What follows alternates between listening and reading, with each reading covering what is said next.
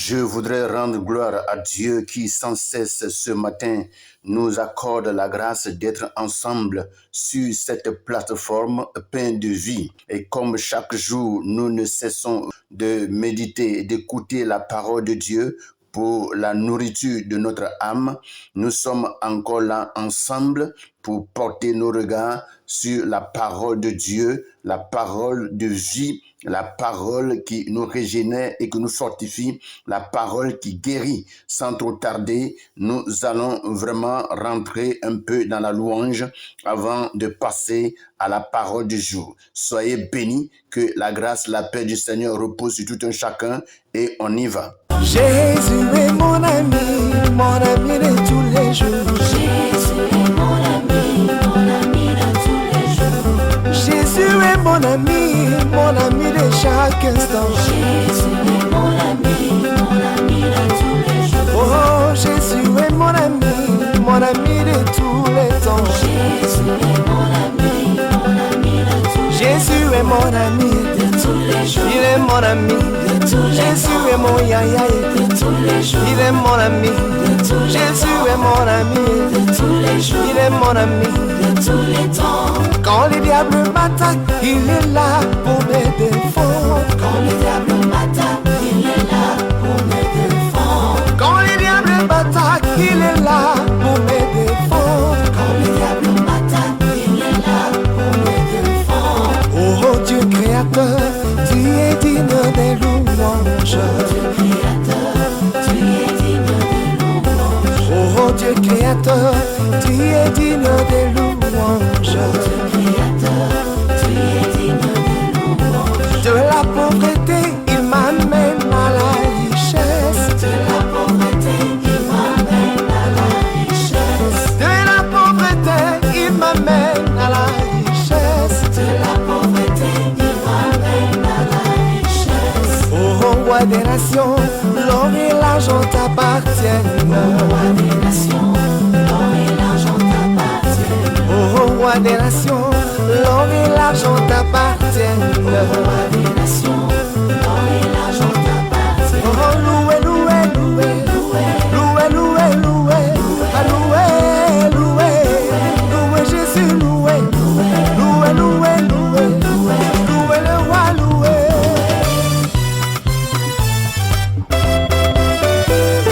Toute la gloire et la puissance à toi, le seul et le véritable Dieu, créateur de toutes choses. Nous voulons encore ce matin te bénir, te célébrer et t'exalter parce que tu en es digne. Tu es digne d'être adoré, tu es digne d'être célébré, tu es digne d'être exalté et acclamé. Que ton nom soit à jamais, notre Dieu, élevé dans le nom puissant de Jésus-Christ. Nous voulons, Seigneur, reconnaître ta main puissante encore dans notre vie, cette main qui ne s'est pas éloignée de chacun d'entre nous depuis, Seigneur, toute la nuit jusqu'en ce matin. C'est toi qui as maintenu notre vie par ta puissante main et notre souffle a été contrôlé par ta puissance et par ton autorité parce que c'est toi qui diriges, Seigneur, tout notre être entier. Que toute la gloire revienne à toi et à toi seul au nom puissant de Jésus. Merci parce que tu nous donnes de bénéficier encore, notre roi, de cette nouvelle journée que tu nous accordes. Nous bénissons ton Saint-Nom, notre roi, et nous nous remettons à toi pour la continuité, Seigneur, de la journée. Sois béni, notre Père, au nom puissant de Jésus-Christ. Bonjour, frères et sœurs, que la grâce et la paix du Seigneur reposent sur tout un chacun. Je bénis le Seigneur qui nous accorde cette grâce d'être encore dans sa présence. Tout ceci pour encore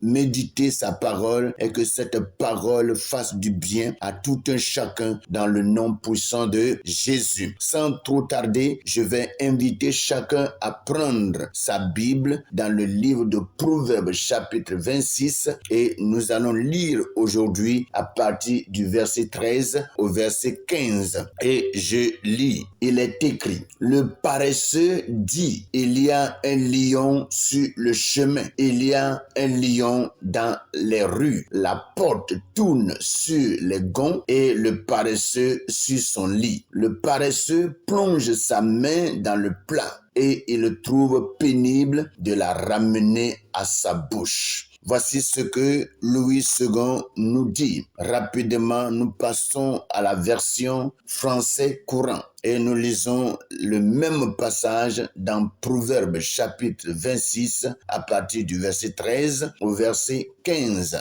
Il est écrit: le paresseux déclare, il y a un lion sur le chemin, un fauve au milieu de la rue. La porte tourne sur ses gonds, le paresseux se retourne dans son lit. Le paresseux plonge sa main dans le plat, mais trouve trop fatigant de l'amener jusqu'à sa bouche. Voici ce que ce passage nous donne vraiment ce matin dans le français courant. Voici les paroles que le Seigneur nous donne et par lesquelles nous allons méditer la parole vivante de Dieu pour en tirer de larges leçons pour la continuité de notre vie avec notre Créateur. Soyez bénis dans le nom puissant de Jésus. Et pendant ce temps, nous retournons rapidement dans le livre de Louis II et nous prenons le verset 13 pour commencer notre méditation. Il est dit, le paresseux dit, il y a un lion sur le chemin, il y a un lion dans les rues. Vous voyez, ce matin, je voulais vraiment parler du profil du paresseux. Le profil du paresseux. Le paresseux a un profil. Le paresseux a une description. Le paresseux a une image. Et lorsque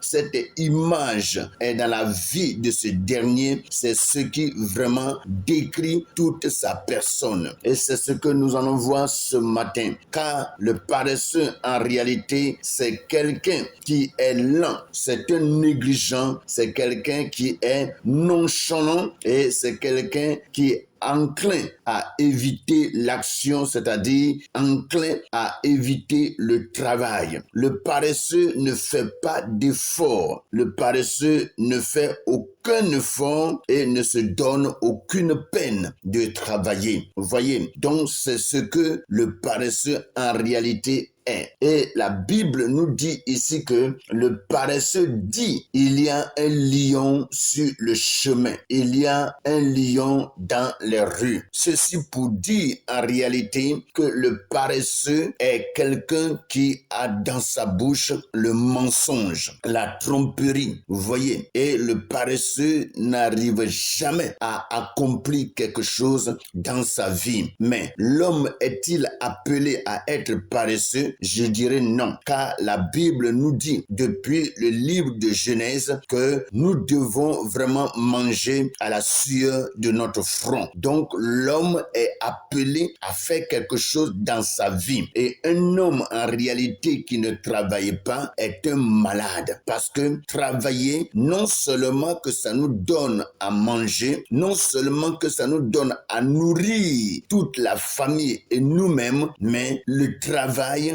est pour nous comme un exercice qui aide aussi le corps. Donc quelqu'un en réalité qui ne travaille pas, c'est quelqu'un qui est mort. Mes frères et sœurs, Dieu ne nous a pas appelés vraiment à être paresseux. Il y a beaucoup aujourd'hui qui négligent de travailler et qui sont lents à travailler, qui trouvent vraiment le travail pénible et ne veulent rien faire. Mais si tu ne travailles pas, qu'est-ce que tu vas manger? Qu'est-ce que tu vas manger, mon frère? C'est par le travail qu'on gagne le salaire. C'est par le travail qu'on gagne quelque chose. Si tu ne travailles pas, il n'y a pas de gain pour toi. Or, la vie vraiment est coûteuse et il faut vraiment avoir quelque chose dans la main, dans la poche pour survivre. Et c'est pour cela, Dieu, ayant fait ainsi le monde, a demandé à ce que l'homme puisse vraiment manger à la sueur de son front, c'est-à-dire le travail. Alléluia. Retenez bien qu'il est dit que le paresseux dit, il y a un lion sur le chemin, il y a un lion dans les rues. Tout ceci pour ne pas qu'il sorte de sa maison et aller faire quoi que ce soit. Il se donne lui-même la peur. Il se donne lui-même la peur de ne pas sortir. En réalité, en disant ceci, ce n'est pas quelqu'un qui l'effraie, mais il s'effraie lui-même. Vous voyez? Donc, c'est pour dire que Dieu n'accepte pas vraiment les paresseux. Et il faut que nous parvenions à faire quelque chose. C'est parce que l'homme, des fois, refuse de travailler qu'il se livre des fois, soit au vol, soit à la prostitution, soit à beaucoup d'autres choses qui vraiment n'honorent le Seigneur. Même si je dis le vol, c'est un travail, mais illégal. Vous voyez? Et il faut vraiment beaucoup d'efforts aussi pour aller voler. Parce que si tu t'en vas voler et que tu t'es pas préparé auparavant, on t'attrape, c'est ta mort. C'est ta mort. Et c'est pour cela, il faut vraiment pas se donner vraiment la paresse. Donner la paresse à ses mains. Donner la paresse à son corps. Frères et sœurs, réveillons-nous et cherchons vraiment quelque chose à faire pour que, en faisant quelque chose, nous puissions vraiment nous nourrir, parce que Dieu ne peut vraiment pas être d'accord avec nous. Lorsque nous avons des raisonnements, lorsque nous avons vraiment des arguments pour ne pas travailler en disant il y a un lion sur le chemin, il y a un lion dans les rues, Dieu ne regarde pas ces choses. Tout ce que Dieu veut, c'est que toi, homme, toi, femme, tu puisses vraiment aller et vaquer à un travail, vaquer à une préoccupation qui pourra bien t'aider dans la vie. Que le Seigneur nous bénisse. Il est dit, la porte tourne sur ses gonds et le paresseux sur son lit. Il est des fois difficile aux paresseux de se réveiller. Difficile aux paresseux de se lever tôt le matin et d'aller travailler. Mais si tu ne le fais pas, qui le fera à ta place? Qui le fera à ta place? Et c'est pour cela, en réalité, il n'est pas bon de cultiver en soi de la paresse et de ne pas travailler. Le paresseux est comparé ici à une porte qui porte vraiment, c'est-à-dire une pièce métallique autour de laquelle pivote le battant d'une porte ou soit d'une fenêtre. Ça veut dire que le paresseux, au lieu de se lever des fois et aller travailler, il est là et il tourne sur son lit. Il tourne, ou soit il se lève et sort un peu et il revient sur son lit. Tout ceci pour dormir. Il est assoupi, il est lourd et il ne peut rien faire. Non, que ce caractère nous quitte pour que nous soyons zélés, nous soyons habiles à faire quelque chose pour la gloire du nom de notre Seigneur Jésus-Christ. Car travailler aussi, c'est vraiment adorer le Seigneur. Travailler, c'est adorer le Seigneur. Quand la Bible dit que Dieu nous a créés et nous a déposés dans le jardin pour nous cultiver, c'est pas seulement pour cultiver le jardin, mais aussi pour nous former à faire quelque chose dans la vie pour l'honorer et le glorifier. Alléluia. Vous voyez, il est écrit, le paresseux plonge sa main dans le plat et il trouve pénible de la mener à sa bouche. Oui, si tu ne travailles pas et que quelqu'un d'autre prépare et tu t'en vas t'asseoir, tu t'accroupis pour manger, et lorsque ta conscience va te gronder, il te sera difficile d'envoyer cette nourriture à la bouche parce que tu n'as fait aucun effort pour avoir ce que tu manges. Tu n'as fait aucun effort. Tu t'es pas déplacé. Tu ne t'es pas exercé. Tu n'as pas dépensé d'énergie. Vous voyez? Et tu viens, tu t'assois seulement pour manger. Dieu n'est pas d'accord avec ces choses. Mes frères, réveillons-nous et que Dieu puisse nous diriger à faire quelque chose pour que notre vie soit vraiment honorée, notre vie soit agréable aux yeux de l'Éternel. Le français courant dit dit, le paresseux déclare, le paresseux fait des déclarations. Et il dit, il y a un lion sur le chemin, un fauve au milieu de la rue, c'est-à-dire un animal dangereux au milieu de la rue. À cause de ça, il ne va pas partir. Vous voyez, il y a des fois comme ça des gens qui sont tellement paresseux et il suffit seulement que les nuages se forment au ciel. Il dit non, il va pleuvoir. Et à cause de ça, il ne va pas sortir. Il va rester à la maison. Tu vas avoir faim, mon frère. Tu vas avoir faim, ma soeur. Si vraiment tu regardes seulement les nuages pour ne rien faire, la faim va te tuer. Et c'est pour cela, il faut maintenant que chacun vraiment se réveille et que nous puissions travailler parce que nous sommes appelés pour travailler. Nous sommes appelés à travailler. Travailler pour vraiment vivre. Alléluia. Si tu ne travailles pas, tu ne peux pas vivre. Vous voyez? Il dit la porte tourne sur ses gonds. Le paresseux se retourne dans son lit. Tel que la porte tourne sur ses gonds, c'est comme ça que le paresseux il se lève, retourne dans son lit. Il retourne dans son lit. Vous voyez, la porte quand il est sur ses gonds, ça va et ça vient. On l'ouvre et